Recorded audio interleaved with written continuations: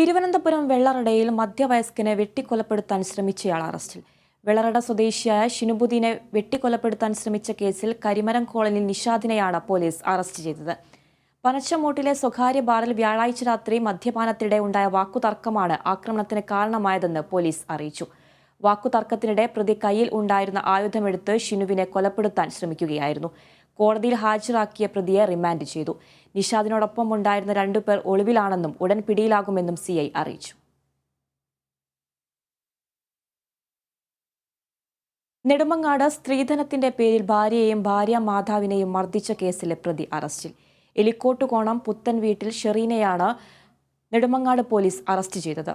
ഭാര്യ ആശയെ സ്ത്രീധനത്തിന്റെ പേരിൽ ദേഹോപദ്രവം ഏൽപ്പിക്കുന്നത് തടഞ്ഞ ആശയുടെ മാതാവ് കെസിയയെ ആക്രമിച്ച് മൂക്കിടിച്ച് പൊട്ടിക്കുകയായിരുന്നു. ഇവരുടെ പരാതിയിലാണ് അറസ്റ്റ്. വിവാഹശേഷം 1 വർഷം കഴിഞ്ഞപ്പോൾ സ്ത്രീധനം ലഭിച്ചില്ലെന്നും ബൈക്ക് വാങ്ങി നൽകണമെന്നും ആവശ്യപ്പെട്ട് ആശയുമായി വഴക്കുണ്ടാകുന്നത് പതിവായെന്ന് ഷഹീറിനെതിരെയുള്ള പരാതി.